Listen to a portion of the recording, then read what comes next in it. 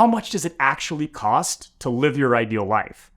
Once again, newsflash, most people in entrepreneurship are actually closer than they ever thought.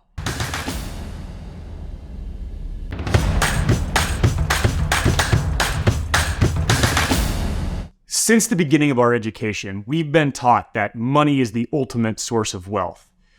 But most of us actually trade our most valuable commodity, which is time, in order to gain that wealth.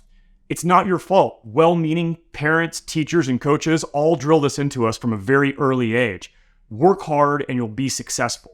But what does success actually look like? When I talk to most entrepreneurs, they end up defining wealth as freedom. Freedom of how they spend their time, freedom of their health to do the activities that they want to do, freedom to choose who they spend their time with. Time is our only non-renewable resource.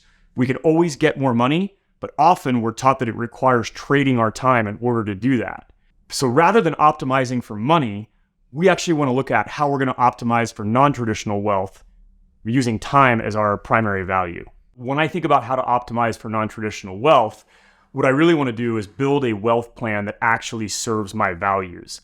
And when I think about values, where do I find those? Well, it's going to be in my calendar. If you show me how you prioritize your time, I'll show you what you actually value. And so we start with an exercise that we call the perfect day, the ideal calendar, time mapping. There's a lot of names. A lot of different people have versions of this exercise. But what you want to do is actually go through and visualize your ideal day. And when I talk about visualization, I mean get really, really specific. So we start with, what time do you wake up? Where do you live? What does your house look like? Who do you wake up next to? Who are you spending time with? What does your morning routine look like? What are you eating for breakfast? All of these very, very specific questions. And we map out the perfect day. And when I talk about the perfect day, I don't mean wake up, take a helicopter to the Super Bowl, and then take a private jet to Tahiti to go surfing. That's kind of a dreamland. What I really mean is a repeatable day that you could live 365 days a year and be truly content. And so for most of us, there's going to be some element of work in there. So how many hours do you work? What kind of work are you doing? Is it creative work? Is it deep work?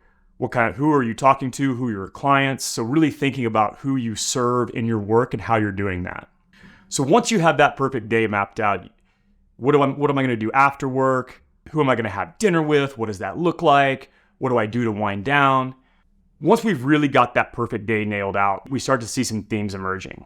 And then we can actually extrapolate that into the perfect week. So there are some things I want to do on a weekly basis that I may not do on a daily basis. So, I may want to take my kids skiing every Saturday, right? I'm not going to take my kids skiing every single day, so that doesn't fit into my daily routine. But certainly I want to make sure that I'm making time for that during the week. So I start to add in those weekly activities. Then we extrapolate out further into monthly and annual activities. So I might want to visit my parents. I probably don't want to visit my parents every day or every week, but maybe I squeeze that in a few times a year and start booking that into my calendar.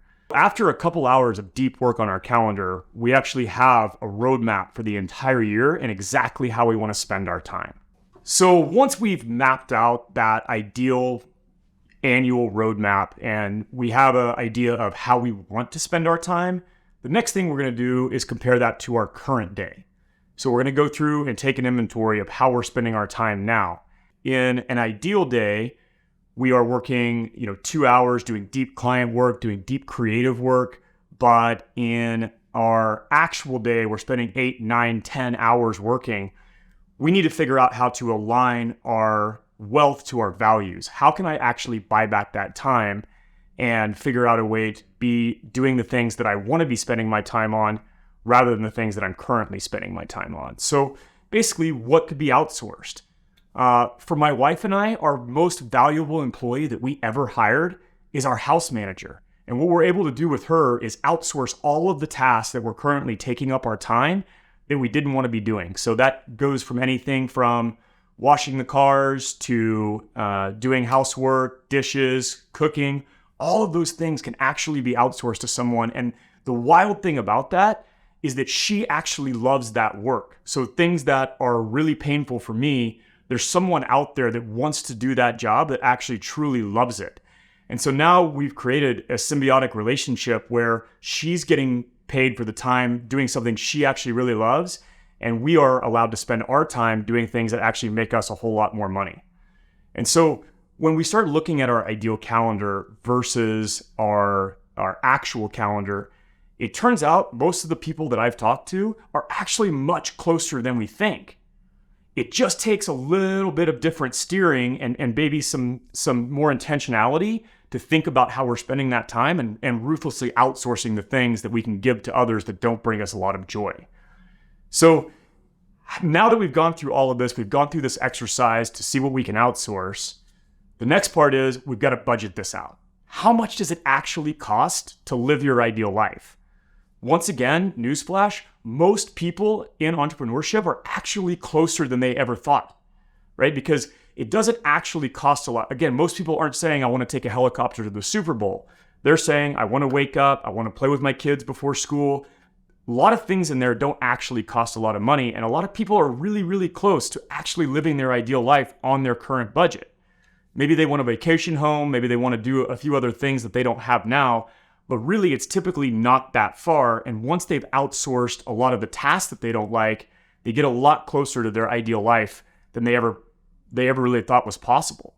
Once we've understand what our budget is, now we can build a wealth plan that actually serves our values. Because when we look at investments, if knowledge was all that we needed to build the ideal life of wealth, people would be a lot more wealthy. There is a wealth of information out there about how to invest, but no one's actually doing those things because they're not tied to our value systems. So when we look at our perfect calendar, we see how we actually want to spend our time to create that joy in our life. Now we can go and create a wealth plan that actually serves those values. And when you do it that way, it's so much easier to stick to. When you think about every dollar that comes in, if I want to allocate a certain portion to building wealth, why am I doing that? Is it just to have a number on my balance sheet when I die to give to my kids? No, the reason we're able to do that is because I want to actually use that wealth to spend more time with my kids or the people that I value and do the things that I care about, right? And so when we tie our investments back to our value systems, we're actually able to create more wealth over the long term because they're tied to the things that we care about. Make sure you leave in the comments below what you discovered when you looked at your actual calendar versus your ideal calendar. We'd love to hear from you. Thanks for watching. Hit subscribe and don't miss out on a single Wealth Factory tip, like this next one with proven ways to build your wealth.